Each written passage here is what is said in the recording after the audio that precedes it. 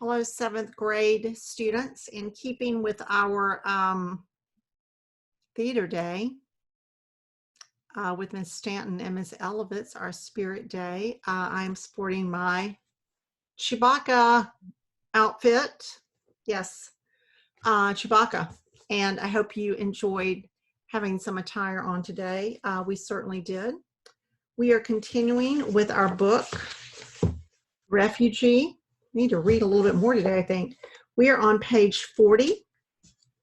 We are with Isabel, just outside Havana, Cuba in 1994. Isabel and her grandfather sat her pappy in a chair in their little kitchen, and Isabel's mother, Teresa Padron de Fernandez, ran to the cabinet under the sink. Isabel hurried after her. Mammy was very pregnant, and she was due in a week's time, so Isabel knelt down to find the iodine. Isabel's father, Geraldo Fernandez, had always been a handsome man, but he didn't look it now. There was blood in his hair. The area around one of his eyes was already turning black. When they pulled his white linen shirt off him, his back was covered with welts. Isabel watched as Mammy cleaned his cuts with a washcloth. Poppy hissed as she disinfected them with the iodine. "What happened?" Isabel's mother asked. An Industrialist baseball game played on the television in the corner, and Isabel's grandfather turned down the volume. "There was a riot on the Malsion," Lito said. "They ran out of food too fast." "I can't stay here," Poppy said. His head was bent low, but his voice was loud and clear. "Not any longer. They'll come for me." Everyone was quiet at that. The only sound was the soft crack of a bat and the roar of the crowd on the television. Poppy had already tried to flee Cuba twice. The first time he and 3 other men had built a raft and tried to paddle their way to Florida, but a tropical storm turned them back. The second time, his boat had a motor, but he had been caught by the Cuban Navy and had ended up in jail. Now it was even harder to escape. For decades, the United States had rescued any Cuban refugees they found at sea and taken them to Florida, but the food shortages had driven more and more Cubans to El Norte. Too many. The Americans had a new policy. Everyone called wet foot dry foot. If Cuban refugees were caught at sea with wet feet, they were sent to the U.S. Naval Base at Guantanamo Bay at the southern end of Cuba. From there, they could choose to return to Cuba and Castro or languish in a refugee camp while the United States decided what to do with them. But if they managed to survive the trip across the Straits of Florida and evade the U.S. Coast Guard and actually set foot on United States soil, be caught with dry feet, they were granted special refugee status and allowed to remain and become U.S. citizens. Poppy was going to run away again, and this time, whether he got caught with wet feet or dry feet, he wasn't coming back. "There's no reason to go throwing yourself into a raft in the ocean," Lito said. "You can just lie low for a while. I know a little shack in the cane fields. Things will get better. You'll see." Poppy slammed a fist on the table. "And how exactly are they going to get better, Mariano? Do you think the Soviet Union is going to suddenly decide to get back together and start sending us food again? No one is coming to help us, and Castro's only making things worse." As if saying his name made him appear, the baseball game on television was interrupted by a special message from the Cuban president. Fidel Castro was an old man with liver spots on his forehead, gray hair, big bushy gray beard, and bags under his eyes. He wore the same thing he did every time he was on television, a green military jacket and flat round cap, and sat behind a row of microphones. Everyone got quiet as Lito turned up the volume. Castro condemned the violence that had broken out on the Malcan, blaming it on U.S. agents. Poppy scoffed. It wasn't U.S. agents. It was hungry Cubans. Castro rambled on without a script, quoting novels and telling personal anecdotes about the revolution. "Oh, turn it off," Poppy said.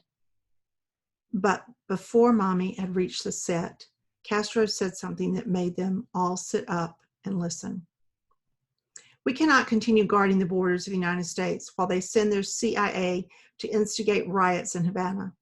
That is when incidents like this occur and the world calls the Cuban government cruel and inhumane. And so until there is a speedy and efficient solution, we are suspending all obstacles so that those who wish to leave Cuba may do so legally once and for all. We will not stand in their way. What did he just say? Mommy asked. Papa's eyes were wide as he stood from the kitchen table. Castro just said anybody who wants to can leave. Isabel felt as though her heart had been ripped out of her chest. If Castro was letting anyone leave, her father would be gone before the sun rose the next day. She could see it in his wild look. You can't go now, Lito told Poppy. You have a family to take care of, a wife, a daughter, a son on the way. Isabel's father and grandfather yelled at each other about dictators and freedom and families and responsibility. Lito was her mother's father, and he and Poppy had never gotten along. Isabel covered her ears and stopped and stepped away. She had to think of some answer to all this, some solution that would keep her family together. Then she had it. We'll all go, Isabel cried. That shut everybody up. Even Castro stopped talking and the TV went back to showing the baseball game. No, Poppy and Lito said at the same time. Why not? Isabel said. Your mother is pregnant, for one thing, Lito said. There's no food to feed the baby here anyway, Isabel said. There's no food for any of us and no money to buy it with if there was, but there is food in the States and freedom and work and a place where her father wouldn't be beaten or arrested or run away. We'll all go. While Castro's letting people out, she went on, Lito too. What? But I know, Lito protested. They were all quiet a moment more until her father said, but I don't even have a boat. Isabel nodded. She could fix that too. Without saying anything, Isabel ran next door to the Castillo's house. Louis, the older boy who'd saved her from the policeman's nightstick, wasn't home from work yet, and neither was his mother, Juanetta, who worked at the cooperative law office. But Isabel found Ivan and his father, Rudy, right where she thought they'd be, working on their boat in the shed. It was an ugly blue thing cobbled together out of old metal advertisements and road signs and oil drums. It barely qualified as a boat, but it was big enough for the 4 Castillos and maybe 4 more guests. Well, if it isn't Hurricane Isabel, Senor Castillo said. He had white hair that he wore swept back on his head, and even though there was no food, he had a middle-aged paunch to his belly. You have to take us with you, Isabel said. No, we don't, Senor Castillo said. Ivan, nail. People are rioting in Havana, Isabel said. Tell me something I don't know, Senor Castillo said. Ivan, nail. Ivan handed him another nail. My father was almost arrested, Isabel said. If you don't take us with you, they'll throw him in prison. Senor Castillo paused his hammering for a moment and shook his head. There's no room, and we don't need a fugitive on board. Ivan looked at him funny, but only Isabel saw it.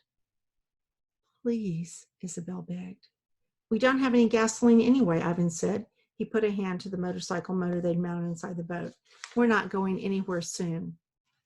I can fix that, Isabel said. She ran home again. Her father and grandfather were still arguing in the kitchen, so she slipped in the back way. She grabbed her trumpet, gave it one long, sad look, and ran out the back door. She was already in the street when she stopped, ran to her backyard, and snatched up the little mewling kitten, too. With the trumpet in one arm and the kitten in the other, she ran the few blocks to the beach, where she banged on the door of a fisherman her grandfather knew. His gas-powered fishing boat rocked gently at a little pier nearby. The fisherman came to his door. Licking his fingers and frowning, Isabel had caught him at dinner. Fried fish, it smells like.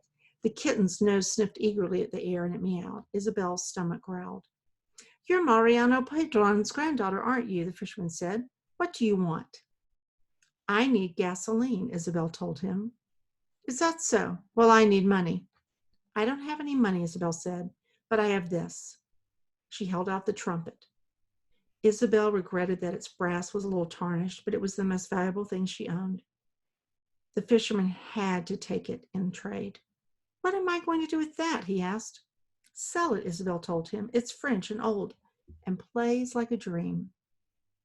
The fisherman said, and why do you need gasoline so badly? To leave Cuba before my father is arrested. The fisherman wiped his lips on the back of his hand. Isabel stood for what seemed like hours, but her insides churning like a water spout. At last he reached out and took the trumpet. Wait here, he told her. Isabel held her breath, and soon the fisherman came back with 2 enormous plastic jugs of gasoline. Each one came up to Isabel's chest. Is it enough? Isabel asked. To get you to Miami? Yes, and back again. Isabel's heart soared and she hopped up and down. Thank you, thank you, thank you, thank you, thank you, Isabel told him. Oh, and you have to take the kitten too. She held the wiggling creature out to him, but the old fisherman just stared at it. Is that so? The fisherman said. Please, Isabel said, or else someone will catch her and eat her. But you have fish to eat. She can eat the scraps. The fisherman eyed the cat suspiciously. Is it a good mouser? Yes, Isabel said, though she was sure that even a mouse would give the scrawny thing trouble. Her name is Leona. The old fisherman sighed and took the squirming kitten from her. Isabel smiled and noticed how big and heavy the gas cans were. Oh, and I also need you to help me carry these back. Well, we're going to stop there on page 49, and we'll pick up tomorrow with Mahmoud in Aleppo, Syria. Thank you. Have a good afternoon.